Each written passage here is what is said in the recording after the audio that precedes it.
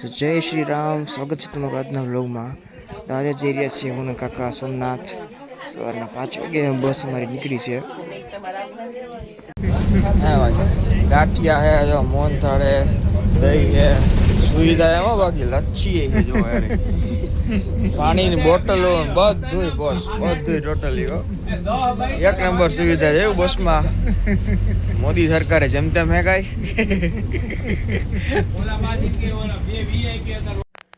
Entry pass ને જમવાના pass બે આવી ગયા ભાઈ બોસ. ફાઇનલી બસ નીકળી ગઈ છે અને સવારના નજારા જોવાની બહુ મજા આવે છે ને ભાઈ ગામડાનો નજારા એટલે નજારા આવો.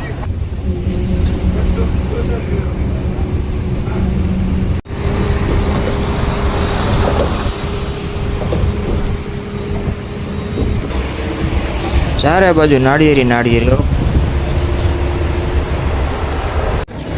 જો ઉડન તસ્કરી જાય. હવે સોમનાથ પહોંચી ગયા છીએ, મંદિર તરફ જઈ રહ્યા છીએ. હજી 2 થી 3 કિલોમીટર ચાલીને જવાનું છે. ખતરનાક તડકો છે. રિક્ષાવાળો મળી જાય ને તો કામ થઈ જાય.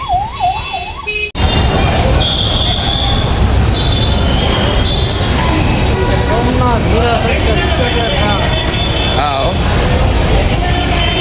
75 years બાદ અડધો કિલોમીટર ચાલ્યા પછી એક રિક્ષાવાળો મળી ગયો. મંદિરે જઈ રહ્યા છીએ. 1.5 કિલોમીટર છે હજી. ભયંકર ગરમી છે. આ તો હજી વહેલા હોય, થોડાક મોડા પડ્યો તો માથે તડકો હોત 12 વાગે. ટ્રાફિક જામ ફૂલ ટ્રાફિક છે ભાઈ.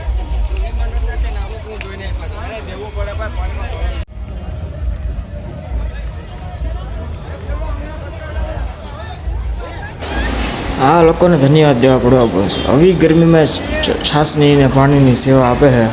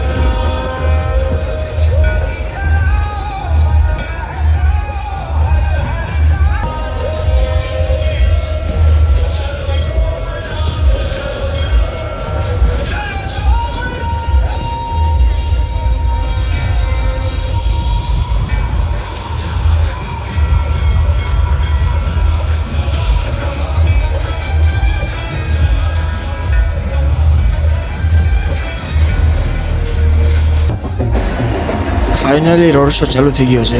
પ્રાઇમ મિનિસ્ટર નરેન્દ્ર મોદી અને ચીફ મિનિસ્ટર ભૂપેન્દ્ર પટેલ આવી ગયા છે.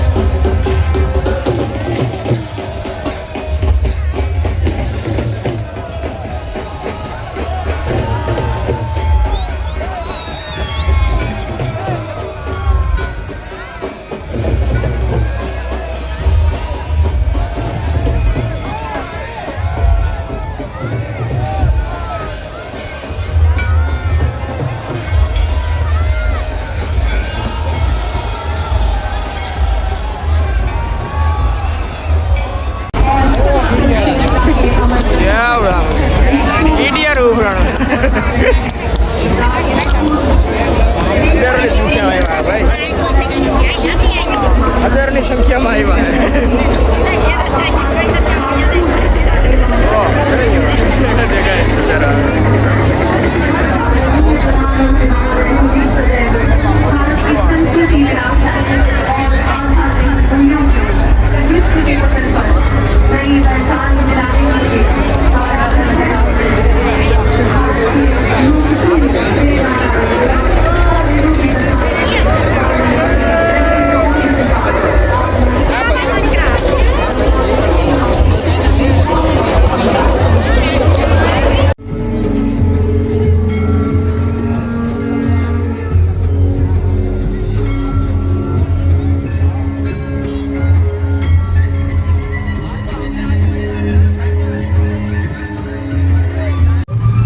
સોમનાથ દર્શન કરીને રોડ શો જોઈને નીકળી ગયા અમે તાલાળા જવા માટે અને તાલાળાથી ડાયરેક્ટ સાસણ જવા માટે.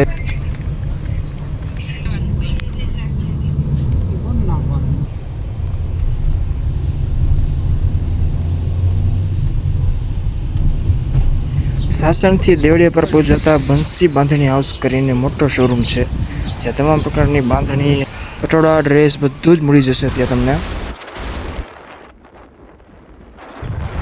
બંસી બાંધણી હાઉસ છે. ભાઈને મળીને ત્યાંથી હું, કાકા અને ભાઈ ત્રણે નીકળી ગયા જમવા માટે. જે દેવળિયા પાર્કની અંદર આવતા જ મસ્ત જગ્યા છે. એક ગુજરાતી જમવાનું મળે છે. એક નંબર બોસ છે એ જગ્યા.